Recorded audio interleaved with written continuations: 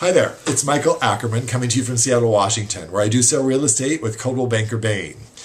Today I'd like to talk to you a little bit about kitchens, how they're used today as opposed to how they used to be used. And that has changed. In the 20s, 30s, and 40s, when homes were built, kitchens were really built as utilitarian spaces to cook and prepare meals. That was kind of it. Today, kitchens really have turned into social hubs in homes. You've heard the old adage, all parties wind up in the kitchen. Well, now everyone winds up in the kitchen. Even when I'm showing clients a home that they're thinking about buying, we always end up hanging out in the kitchen at the end of the tour talking about it. People are just naturally drawn to the kitchen, I think because it's a place of warmth, everyone loves food, and so it really is a natural kind of social center for the homes. Developers in recent years really have taken that into account, and the great room concept has really started becoming popular. It started in the 80s and 90s and is very popular now. Great room concept means that you don't have walls separating the delineated rooms or spaces. So your kitchen, dining room, living room might be one big room. You have separate spaces for everything, but there's no walls separating them. So it really does make it much more of a social area, easier to connect. You know, the energy flows, the light flows. I think it's a really great concept and it's become really popular.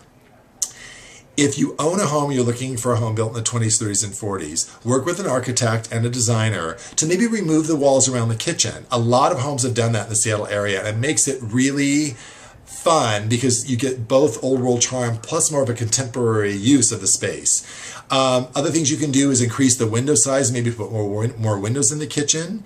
If you have an older home and you don't currently have an island and you have room for one, this is a great way to make the kitchen much more social instantaneously. You can put stools around the island and have it be a place that people can sip and drink wine or cocktails when you're cooking, or just an informal eating area for your family. It's also great for storage. Soft lighting is also another really great way of making the kitchen feel less utilitarian and much more of a social space. Sconces on the walls with, dimmers on the light switches, or under cabinet or under counter lighting is great. You can really set kind of much more softer mood. Another thing that I've seen a lot more recently, especially if you have room for an informal eating area in the kitchen or stools, is instead of putting traditional hard wooden chairs, really put like kind of overstuffed upholstered chairs in the eating area or kitchen.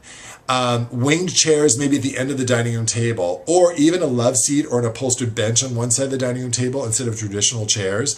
This really adds a nice air of casualness and welcomeness to the room. I think it's a really great idea.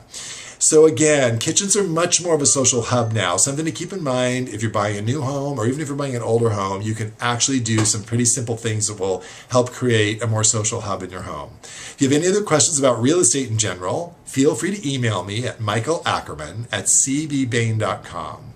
And do remember, it's all about the connection.